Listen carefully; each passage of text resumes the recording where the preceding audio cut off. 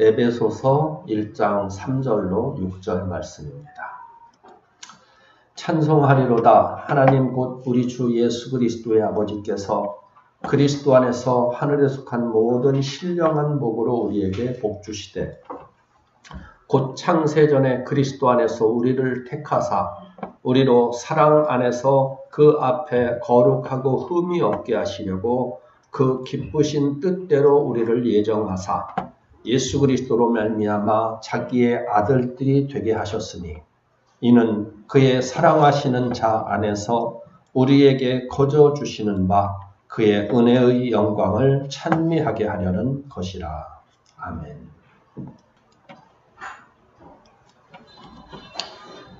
계속해서 지금 기본 구원에 대하여 살펴보는 중에 있습니다. 자, 예수 그리스도를 믿는 믿음을 통해 하나님의 자녀가 되어 천국에 들어가게 되는 기본 구원은 어떤 구원이라고 말씀을 했습니까? 바로 이 기본 구원은 창세전에 자신의 기쁘신 뜻 가운데 자기 백성을 선택 예정해 주신 하나님께서 이렇게 택하여 주신 하나님의 백성들에게 예수 그리스도를 믿는 믿음을 주심을 통해 천국 백성이 되게 하는 것이고요.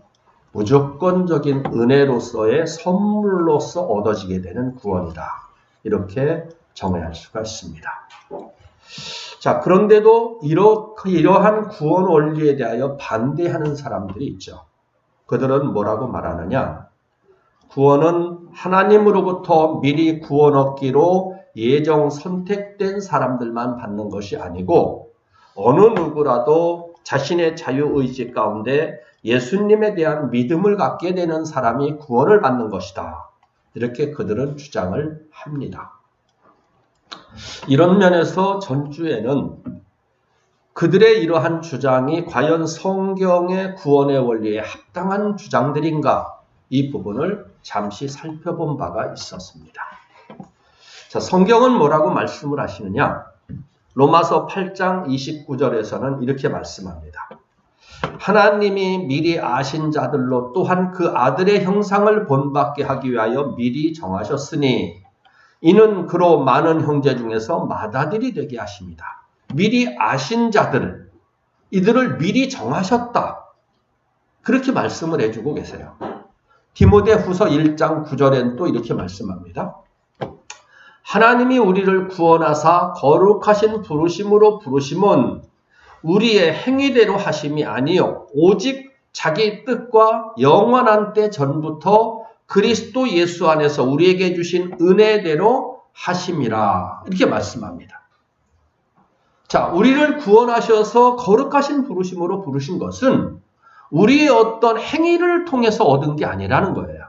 오직 자기 뜻, 하나님의 뜻과 영원한 때 전부터 그리스도 예수 안에서 우리에게 주신 은혜대로 하셔서 우리를 구원으로 부르셨다. 이렇게 말씀합니다. 그래서 로마서 8장 30절에서는 또 이렇게 말씀하죠. 또 미리 정하신 그들을 또한 부르시고 부르신 그들을 또한 의롭다 하시고 의롭다 하신 그들을 또한 영화롭게 하셨느니라. 미리 정하신 그들을 부르시고 또 부르신 그들을 의롭다고 하시고 그들을 영화롭게 하셨다. 근데 이게 다요. 원어의 문법을 찾아보면 다 과거로 돼 있어요. 미리 정하신 것도 과거, 부르신 것도 과거, 의롭다 하신 것도 과거, 영화롭게 하신 것도 과거로 기록되어 있습니다. 자, 역설적으로 말하면은요. 자, 누가 과연 영화로운 하나님 나라 구원에 이르게 되느냐? 거꾸로 이제 확인하면 하나님께서 의롭다고 인정해 주신 사람. 그럼 누가 과연 의롭다고 하나님이 인정해 주시느냐? 하나님이 부르신 사람. 그럼 하나님이 어떤 사람을 불러서 의롭다고 하셔가지고 그를 하나님 나라의 구원에 이르게 하시느냐? 미리 정하신 그 사람들이라고 말하는 거예요. 그런데도 이런 말씀을 받아들이지 않는 사람들이 있다 이겁니다. 더 나가서 성경은 뭐라고 말씀하느냐? 우리들이 기본 구원을 향한 죄사함 받은 때에 대하여 밝혀주는데요. 우리들이 우리 죄를 깨닫고 회개했을 때 그때 죄사함 받은 것이 아니고 우리들이 죄인의 삶을 살아갈 때 하나님으로부터 이미 우리를 향한 택하신 백성을 향한 죄사함의 은혜가 임했다. 이렇게 말씀을 밝혀줍니다. 이게 로마서 5장 8절인데요.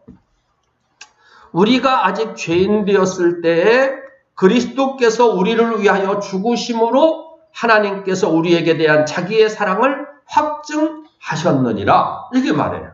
우리가 죄인 되었을 때 예수님이 우리들의 죄를 사해 주시기 위해서 이미 죽으셨다는 거예요. 이것이 바로 우리를 향한 하나님의 사랑을 확증시킨 증거라고 지금 밝혀주는 것입니다.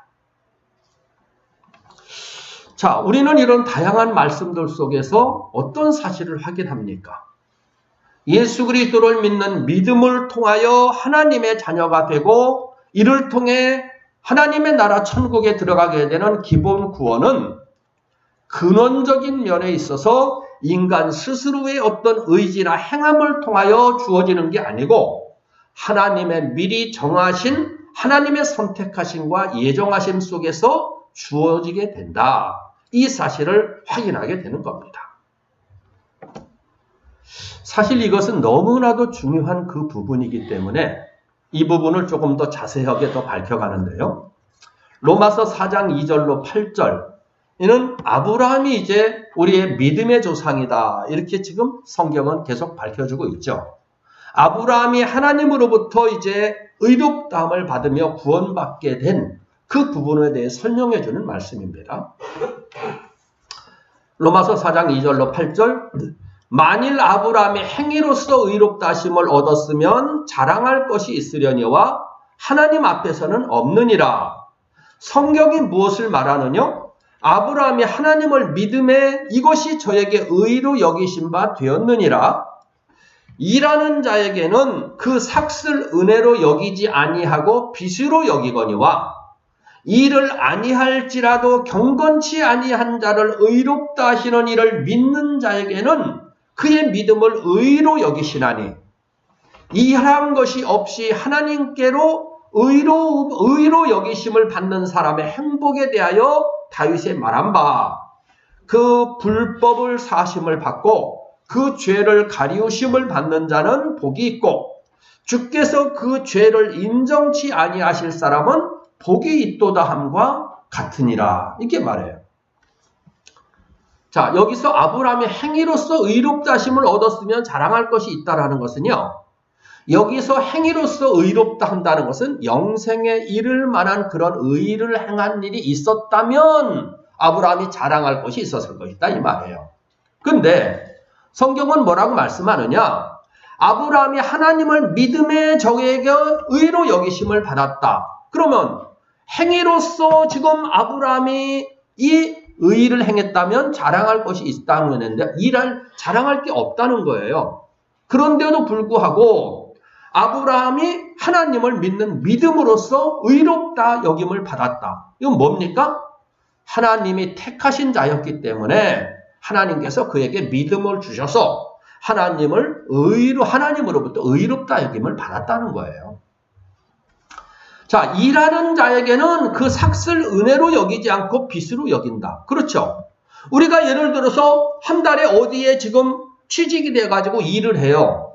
그리고 때가 되면 월급을 받죠? 그걸 빚으로 여기지 않죠. 당연한 내 일한 대가로 받아들여요. 그런데 이어서 말합니다. 일을 아니할지라도 경건치 아니한 자를 의롭다 하시는 일을 믿는 자에게는 그의 믿음을 의로 여기신다. 자, 일을 아니할지라도 경건치 않은 사람을 의롭다 하심을 믿는 자에게는 그 믿음을 의로 여긴다.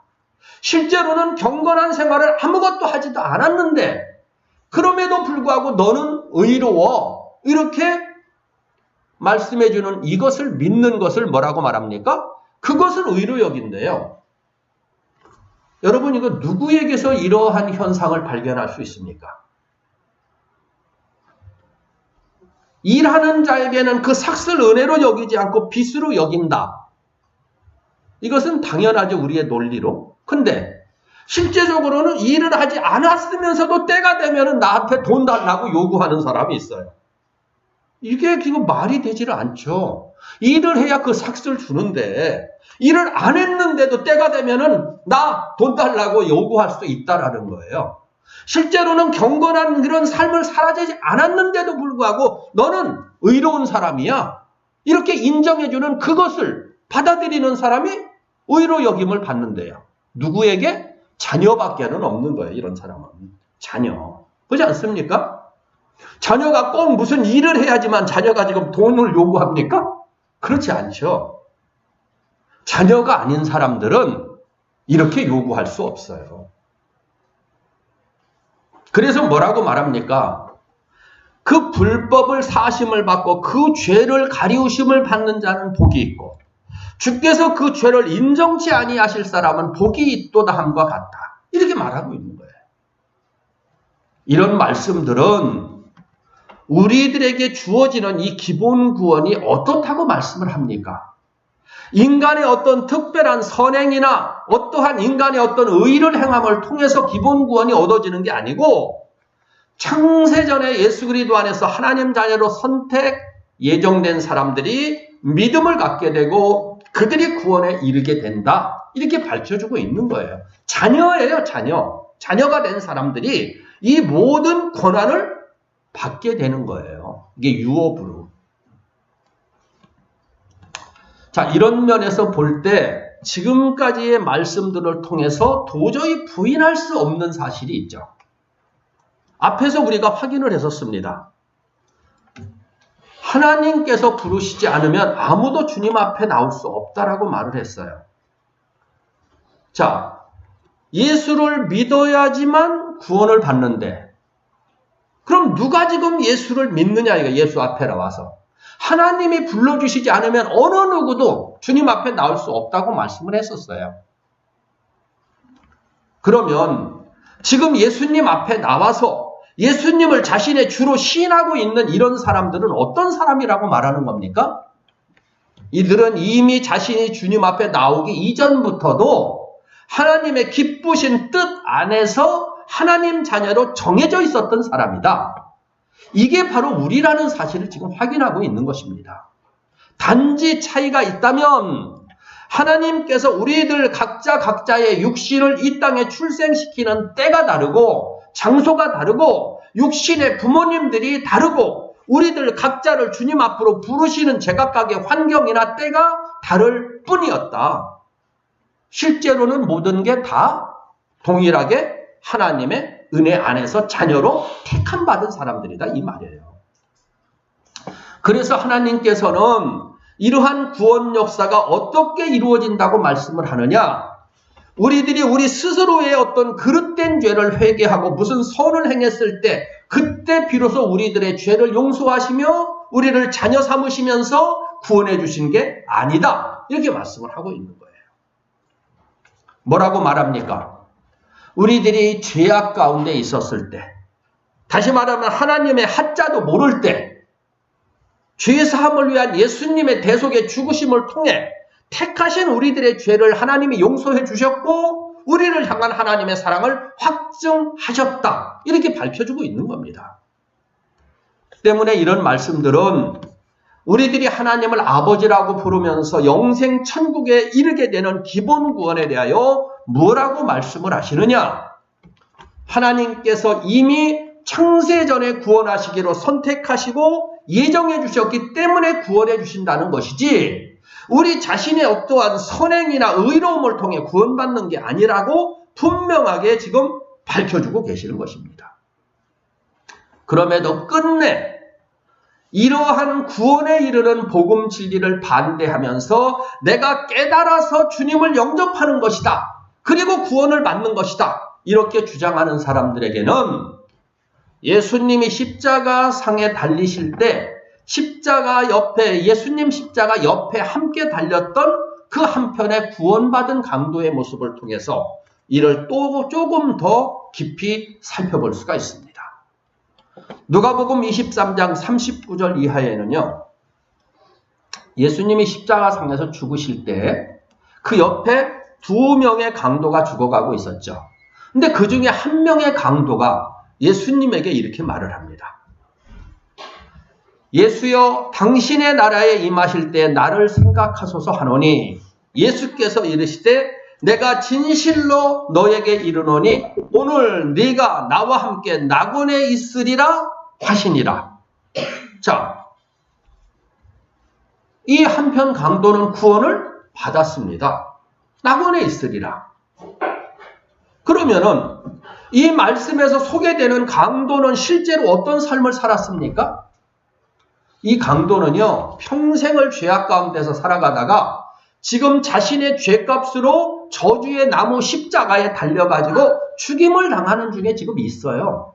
이게 실제로 이 강도의 실제 모습입니다. 그런데 이 강도가 죽음 직전에 지금 구원을 받은 거예요. 그렇다면 이 강도는 어떻게 구원을 받을 수 있었을까요? 당연히 죽음 직전이었지만 예수 그리스도를 믿음으로, 영접함으로 구원을 받았다라는 걸 알 수가 있죠. 예수를 믿음으로써 구원받은 거예요. 그렇다면 이 강도의 이 믿음이 갑자기 어디서 생겼을까요?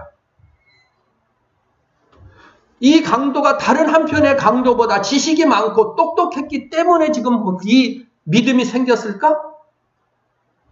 자, 이 강도가 지금 죽음 직전에 그 십자가에서 막 살이 찢겨져 가는 이런 고통 가운데서 예수님을 자신의 구세주로 영접하면서 구원받았을 때, 이때 3년 동안이나 예수님과 동고동락하면서 예수님의 일하심을 직접 목격했던 제자들, 직접 체험했던 제자들, 예수님을 따라다녔던 그 제자들은 당시에 어떤 태도를 나타냈습니까?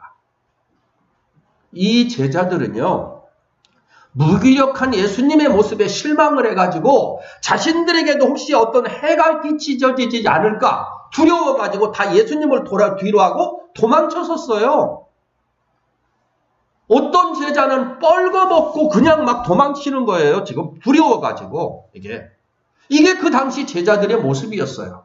하물며 수제자로 불리던 베드로가 어떻게 지금 됐습니까? 예수님을 나는 모른다. 부인하면서까지 예수님을 거부하는, 모른다고 하는 걸 볼 수 있죠. 이게 그 당시 제자들의 모습이었어요.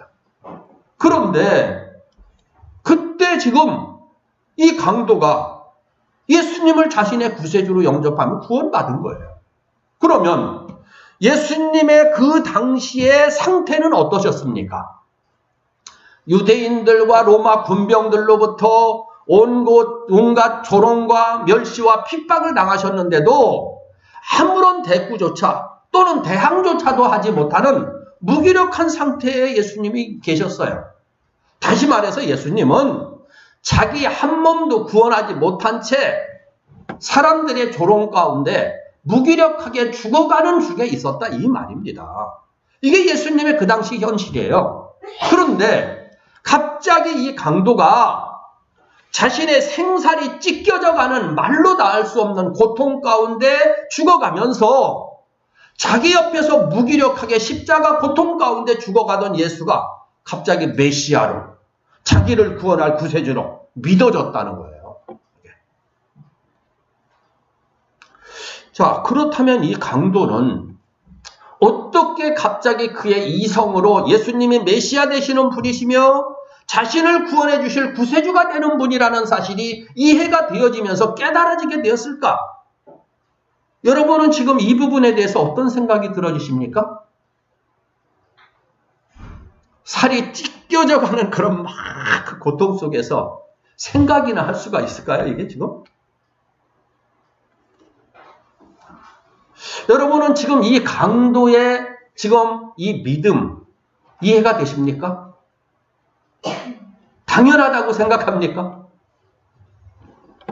어떻게 고통 가운데서 몸부림치면서 죽어가던 강도에게 여태껏 자신이 알지도 못했던 예수였고 지금까지 믿어지지 않았던 예수가 갑자기 하나님의 아들이시며 메시아 되심이 깨달아져 가지고 주여 당신의 나라 임할 때 나를 생각하소서 라면서 구원을 요청할 수 있었을까? 이것은요, 도저히 상식적으로는요, 이해가 될 수 없는 불가능한 일이죠. 그러지 않습니까? 그래서 성경은 뭐라고 말씀합니까? 예수 그리스도를 구세주로 믿는 믿음은 인간의 상식이나 인간의 판단에 의해서 믿어지는 게 아니다. 이렇게 지금 선포를 해주고 있는 거예요. 예수 그리스도를 믿는 믿음은 오직 하나님께로부터 출생된 하나님의 자녀들에게만 주어지는 것이다. 이를 지금 성경은 계속 증거하고 있는 겁니다. 요한복음 1장 12절로 13절 말씀이시죠? 영접하는 자 그 이름을 믿는 자들에게는 하나님의 자녀가 되는 권세를 주셨으니 이는 혈통으로나 육정으로나 사람의 뜻으로 나지 아니하고 오직 하나님께로서 난 자들이니라 이래요. 하나님께로서. 영접하는 자 예수를 믿는 사람이 하나님의 자녀예요. 이 사람은 어디로부터 났다? 육신의 부모님들을 도구로 사용했지만 실제로 그 생명을 주게 하시는 분은 하나님이라는 거예요. 그래서 예수 믿는 사람들은 하나님을 뭐라고 부릅니까? 아저씨 하나님이라고 부릅니까? 아니면 이모부 하나님이라고 부릅니까? 아버지 하나님이라고 부르는 거예요. 아버지. 자연스럽게 그렇게 불러지는 거예요. 고린도전서 12장 3절에서는 다시 말씀하죠. 성령으로 아니하고는 누구든지 예수를 주시라 할 수 없느니라. 자, 그렇다면 이 강도가 죽음 직전에 주여 당신의 나라에 임하실 때 나를 생각하소서라면서 예수님께 구원을 요청한 이 믿음은 어디서 나왔을까? 당연히 이 강도는 혈통으로나 육정으로나 사람의 뜻으로 한 사람이 아니고 하나님께로서 난 사람이었다는 사실을 알 수가 있는 겁니다. 그렇기 때문에 하나님께서 이 강도를 부르심의 때가 되매 성령의 은혜 가운데 강도의 마음속에 주님을 믿는 믿음을 선물로 주셨던 거예요. 단지 안타깝게도 이 자를 향한 부르심의 때는 죽음 직전이었다라는 것이죠. 그래서 여러분 실제적으로 이것도 하나의 은혜예요. 하나님의 은혜의 과정들인데 어떤 사람은 어려서부터 믿는 사람들이 있는가 하면 저 같은 경우는 거의 35살, 6살 때 이게 주님을 영접하게 되면 부름받는 사람도 있고 어떤 사람은 50대 돼서 어떤 사람은 10대 돼가지고 이렇게 영접하는 사람들도 있어요. 죽음 직전에 영접하는 사람도 있다 이 말씀입니다. 그렇기 때문에 이 강도는 살이 찢겨져가는 말로 다 알 수 없는 고통 속에서도 불가항력적으로 주님을 영접할 수 있었던 것입니다. 그래서 성경은 뭐라고 말씀을 하느냐? 하나님께로서 난 자들, 끝까지 그럼에도 불구하고 악함으로 지금 살아가고 있는 자들은 어떻게 대한다고 말씀을 하시는가? 고린도전서 5장 5절에서 이렇게 말씀합니다. 이는 육신은 멸하고 영은 주 예수의 날에 구원 얻게 하려 함이라 이렇게 말을 해요. 아마 이것도 이 강도에게 적용된다고 볼 수가 있는 겁니다. 육신을 죽여서라도 그 영혼을 구원시킨다라는 거예요. 끝까지 그 악함을 돌이키지 않는 사람들에 대해서는. 자, 때문에 우리 속에 예수 그리스도를 주로 믿는 믿음이 있다는 것은 무엇을 뜻하는 것입니까? 나는 혈통이나 육정이나 사람의 뜻으로 통해 이 땅에 태어난 사람이 아니다. 이 놀라운 사실을 깨닫게 되는 겁니다. 바로 나는 하나님으로부터 난 하나님의 백성이라는 놀라운 진리를 깨닫고 감사하며 감격하는 삶을 살아가게 되는 거예요. 다시 마태복음 16장 15절 16절입니다. 너희는 나를 누구라 하느냐? 시몬 베드로가 대답하여 가로되 주는 그리스도시요 살아계신 하나님의 아들이시니이다. 예수께서 대답하여 가라사대 바요나 시몬아 네가 복이 있도다. 이를 내게 알게 한 이는 혈육이 아니요 하늘에 계신 내 아버지시니라. 이렇게 말씀을 해요. 자, 예수님의 물으심에 베드로가 예수님에 대하여 주는 그리스도시요 살아계신 하나님의 아들입니다. 이는 구세주 메시아 그리스도라는 거예요. 근데 주님이 베드로에게 말하죠. 베드로야, 네가 의식하고 있지 못할지라도, 네가 깨닫고 있지 못할지라도 실제로 너에게 이 사실을 알게 한 것은 네 혈육에 근거한 너의 지식으로 알아진 것이 아니란다. 이는 하나님으로부터 지금 알도록 은혜를 받아서 지금 이렇게 알게 된 것이다. 이걸 말하는 거예요. 지금 베드로는 자기가 지금 하는 것으로 생각을 하고 있는 거예요. 자기가. 그죠? 자기가 예수를 믿는 것으로 알고 있는데 예수님께서 그 뿌리를 알려주시는 거예요. 뿌리를. 네가 예수를 이렇게 구세주로 영접하게 된 것은 너는 네가 지금 때가 돼가지고 온 것으로 생각하지만 아니다. 하나님께서 너를 이렇게 인도하셔서 지금 부르신 것이다. 이걸 지금 말하고 있는 겁니다. 자, 그렇다면 지금 우리들로 하여금 예수님이 나의 구세주가 되신다는 사실을 믿음으로 고백하게 하는 것은 누가 하는 것입니까? 내 이성이 하는 것입니까? 그렇지 않습니다. 바로 성령의 함께하심 안에서 우리들에게 믿음을 갖게 해주신 우리 안에 임재해 계신 성령께서 예수님이 나의 구세주가 되신다는 사실을 인정하게 하신다는 거예요. 이걸 우리들이 깨닫지 못하기 때문에 내가 이렇게 생각하는 것으로 생각할 뿐이지 실제로는 그것은 내 생각이 아니라 이 말입니다. 때문에 다시 정리해서 이런 말씀들을 근거로 예수님 한편에 있던 강도가 예수님을 믿음으로 고백한 것을 조명해 보면 어떻게 될까? 마태복음 16장 15절 이하였죠. 베드로한테 가라사대 너희는 나를 누구라 하느냐? 시몬 베드로가 대답하여 가로되 주는 그리스도시요 살아계신 하나님의 아들이시니이다. 예수께서 대답하여 가라사대 바요나 시몬아 네가 복이 있도다. 이를 내게 알게 하니는 혈육이 아니요 하늘에 계신 내 아버지시니라. 로마서 8장 30절 또 미리 정하신 그들을 또한 부르시고 부르신 그들을 또한 의롭다 하시고 의롭다 하신 그들을 또한 영화롭게 하셨느니라.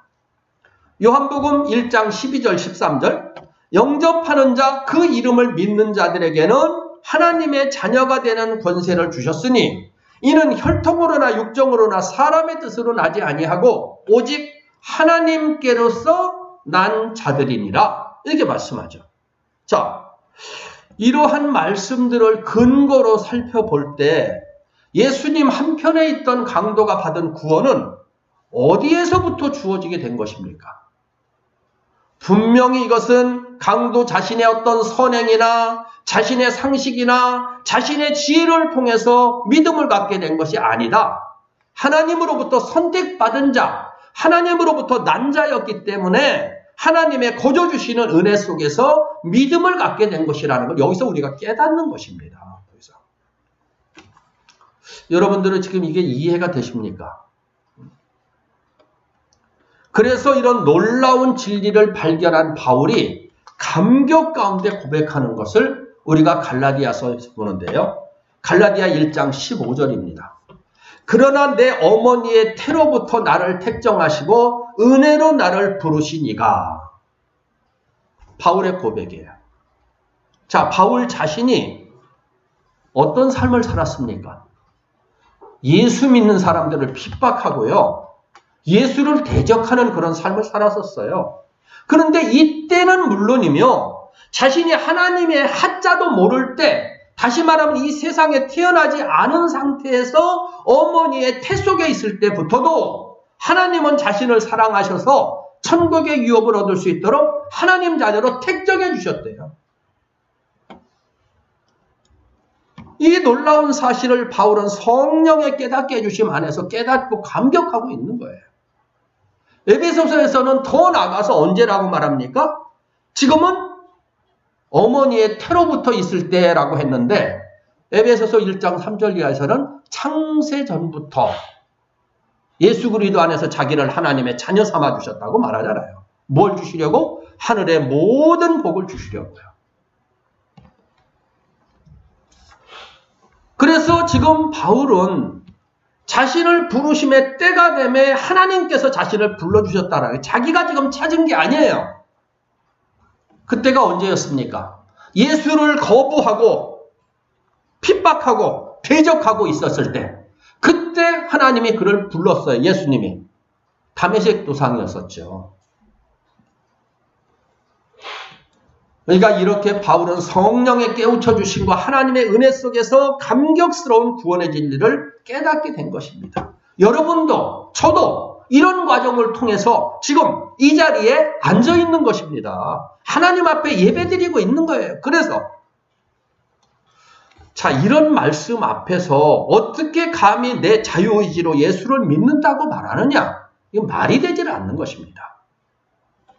그래서 바울은 어떻게 우리들의 구원의 완성을 표현하느냐? 우리가 하나님을 알기 이전, 이 세상에 출생하기도 전에 이미 우리들의 구원은 확정된 것이다. 증거하죠. 다시 또 뭐라고 말씀을 하느냐? 이러한 기본 구원은 결코 인간의 어떠한 원함이나 또는 인간의 어떤 행위로 되는 것이 아니라는 사실을 다시 성경에서 밝혀줍니다. 이게 로마서 9장 16절 말씀이에요. 그런즉 원하는 자로 말미암음도 아니요 다른 박질하는 자로 말미암음도 아니요 오직 긍휼히 여기시는 하나님으로 말미암음이니라. 이렇게 말해요. 원한다고 해서 되는 게 아니고 달린다고 해서 되는 게 아니고 오직 긍휼히 여기는 하나님으로 인하여 지금 되는 것이라고 말해요. 그래서 뭐라고 말했었습니까? 얘들아, 하나님 나라에 들어가는 게 얼마나 어려운지, 낙타가 바늘귀로 들어가는 것이 더 쉽단다. 불가능하다고 그랬죠? 근데 아니 그럼 누가 구원을 받습니까? 제자들이 깜짝 놀랐을 때 인간의 힘으로서는, 인간으로서는 할 수 없지만 하나님은 다 하실 수 있다. 이렇게 말했던 거예요. 예.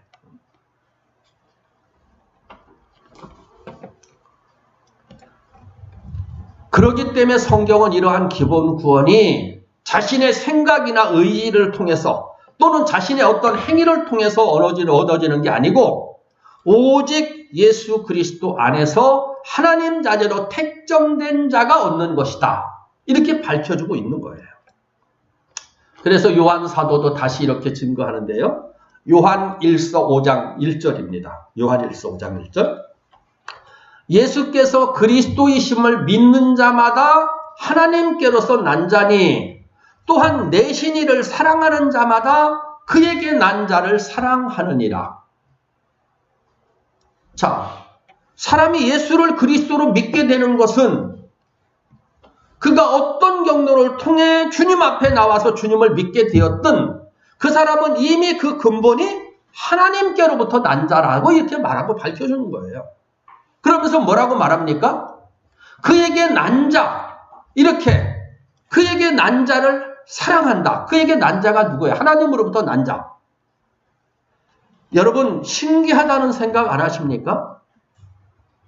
깜둥이가 됐든 흰둥이가 됐든 노란둥이가 됐든 민족이든 인종을 뛰어넘고 모든 걸 뛰어넘어서 예수 믿는 사람 하면은 다 같은 동질성을 가지고 친해지는, 서로 사랑하게 되는, 가까워지게 되는, 이게 여러분 신기하잖아요? 여기서 지금 확인하는 거예요. 예수께서 그리스도심을 믿는 자 하나님께로부터 난 자니 또한 내신 이를 사랑하는 자마다 그에게 난 자 하나님으로부터 난 자를 사랑한다는 거예요. 당연히 한 형제 한 자매가 되는 거죠. 한 아버지를 모시고 있는. 그러니까 이건 자연스러운 영적인 동질성인 거예요.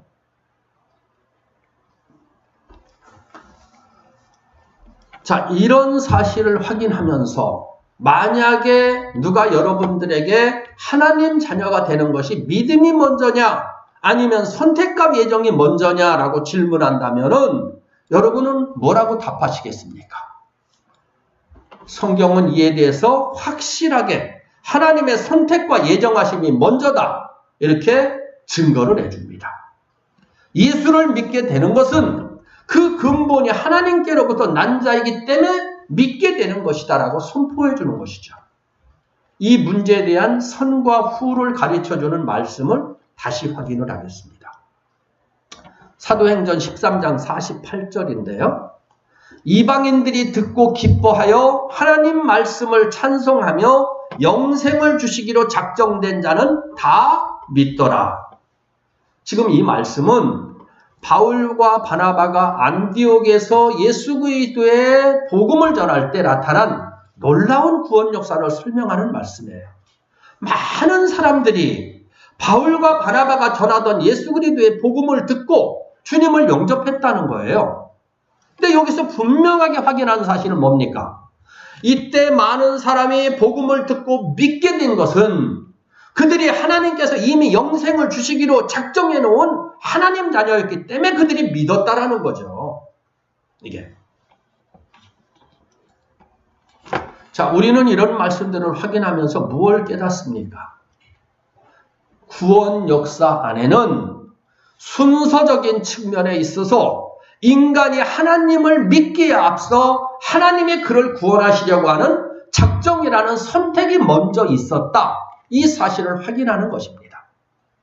이렇게 성경은 너무도 명백하게 이 기본 구원이 전적인 하나님의 주권과 경륜 속에서 이루어진다는 사실을 증거해 주는 거죠. 사람들도 그렇지 않습니까? 자식을 많이 낳아가지고 그 중에서 내 말 잘 듣는 자식만 호적에 등재해가지고 그를 자식이라고 하는 것을 봤습니까? 자기가 낳은 자식이기 때문에 그 자식이 부족하든 못나든 병약하든 항상 또는 부모의 속을 썩이는 잘못을 저지르는 자식이라도 그 부모의 사랑은 그 자식을 향하게 되는 것이죠. 자기 자식이니까.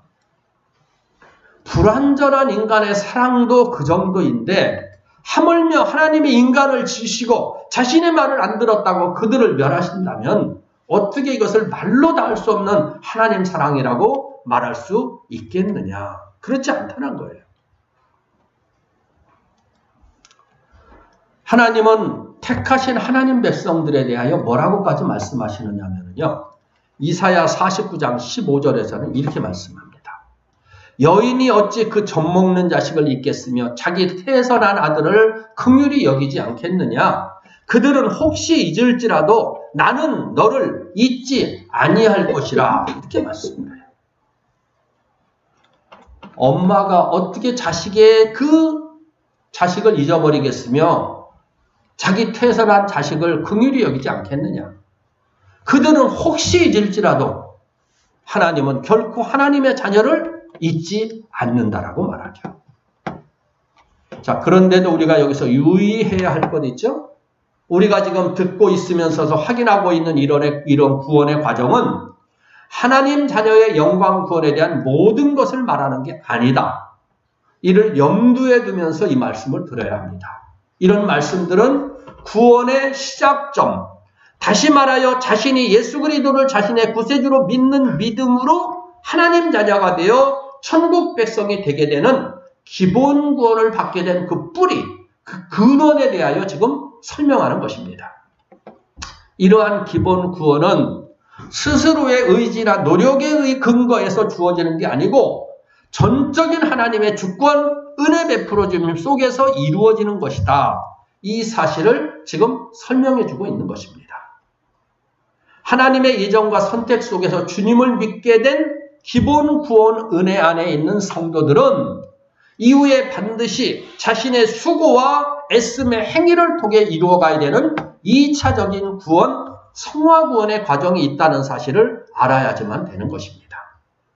그래서 바울 사도는 이렇게 하나님 자녀로 선택되었고 이 은혜를 믿음으로 확인한 기본 구원을 받은 성도들은 자신의 충성과 헌신을 통해서 이루어가야 될 2차적인 구원이 있다는 사실을 밝혀줍니다. 고린도전서 9장 24절 25절에 기본 구원 받은 사람에게 하는 말입니다. 운동장에서 다름질하는 자들이 다 달아날지라도 오직 상 얻는 자는 하나인 줄을 너희가 알지 못하느냐? 너희도 얻도록 이와 같이 다름질하라. 이기기를 다투는 자마다 모든 일에 절제하나니 저희는 썩을 면류관을 얻고자 하되 우리는 썩지 아니할 것을 얻고자 하노라.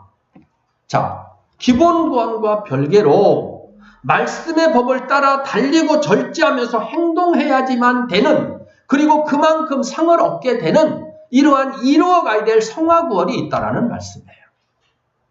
그런데도 여기서 우리가 먼저 알아야 될 건 뭡니까? 이 면류관은 아무나 받기를 원한다고 해서, 아무나 뛴다고 해서, 또 이 면류관을 얻기 위해 아무나 절제한다고 해서 다 얻어지는 것은 아니다. 먼저 정식 선수로 선출되는 자격을 갖춰야지만 된다.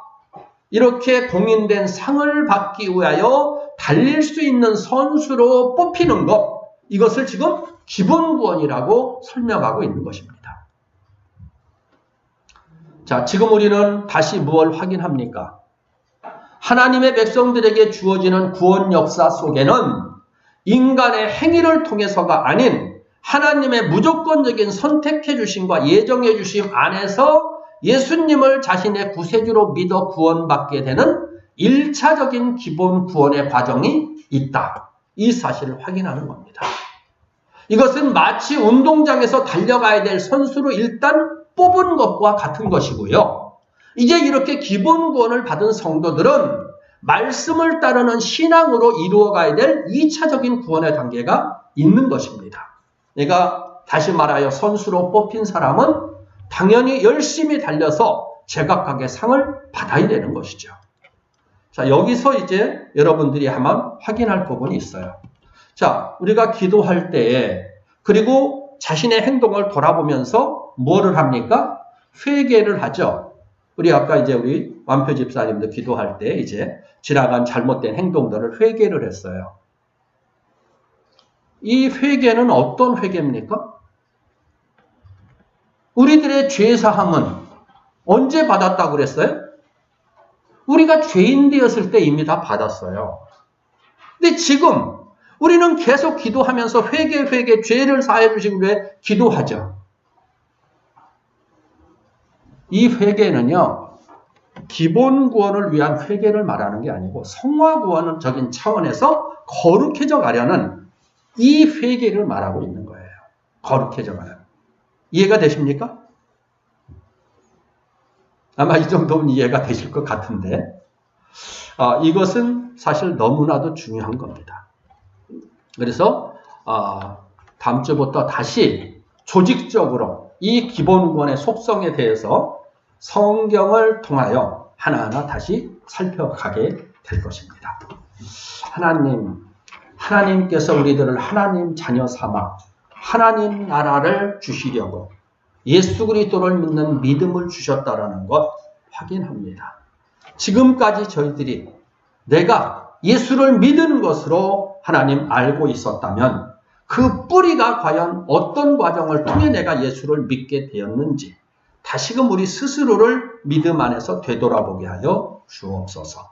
그리고 우리가 하나님으로부터 난 하나님 자녀였다면 하나님께서 우리들의 모든 삶을 100% 책임져 주신다는 것, 이미 확신할 수 있는 믿음이 전제되어 있다는 것 다시 한번 저희들 확인하게 하여 주시고, 우리들의 고민은 어떻게 하면 하나님 기뻐하시는 선한 믿음의 삶을 살아갈 수 있을까? 성화 구원을 아버지 이제 이루어 가야 된다는 것 다시 한번 되돌아보게 하여 주옵소서. 예수님의 이름으로 기도드립니다. 아멘.